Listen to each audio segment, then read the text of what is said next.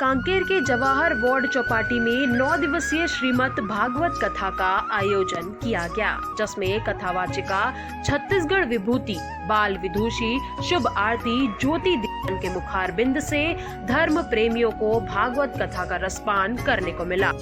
आज श्रीमद् भागवत कथा का भव्य कलश यात्रा के साथ शुभ आरंभ किया गया।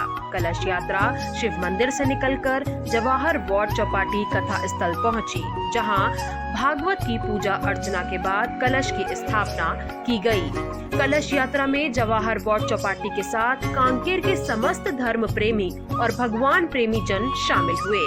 कलश यात्रा के बाद कथावाचिका छत्तीसगढ़ विभूति बाल विदुषी शुभ आरती द्वारा श्रीमद् भागवत पुराण की जानकारी देते हुए कहा कि श्रीमद् भागवत कथा का श्रवण करने से मानव जीवन में एक जन्म नहीं अपितु हमारे कई जन्मों के पापों का नाश होने के साथ ही हमारे शुभ कर्मों का उदय होता है।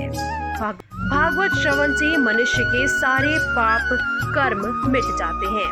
आपको बता दें कि कथावाचिका शुभ आरती ज्योति महज 9 साल की उम्र से भागवत कथा का रसपान करा रही हैं, जिन्होंने अभी तक 61 भागवत पूरी की है।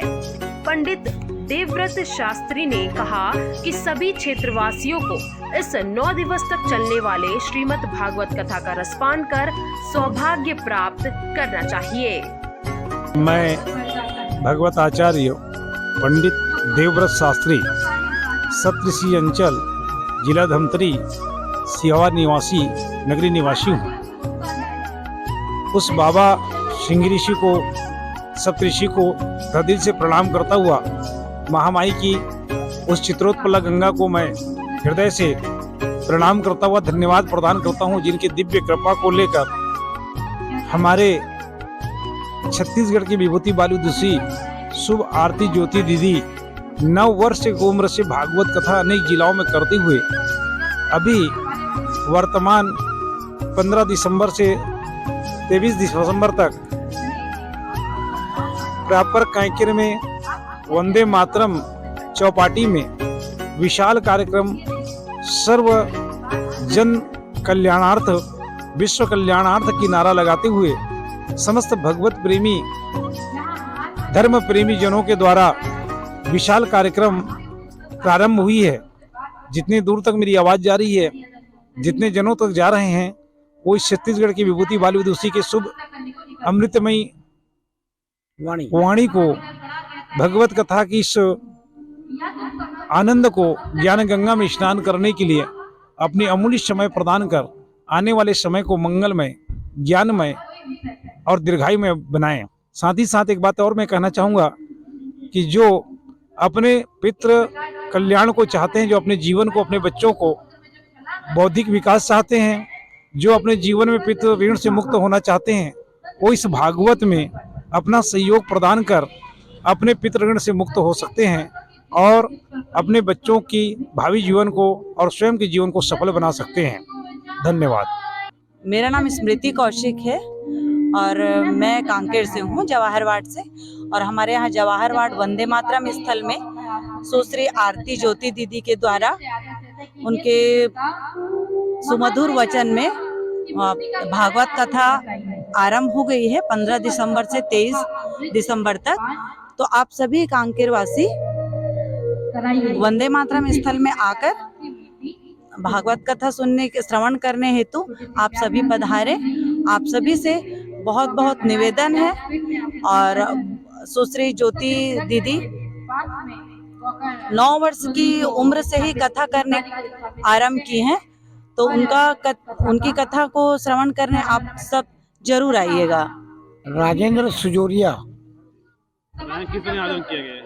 ये भागवत का कार्यक्रम है और एक प्रकार से हिंदुस्तान वालों को अध्यात्म के लाइन में और अध्यात्म के बाद ही विज्ञान का उपयोग होता है।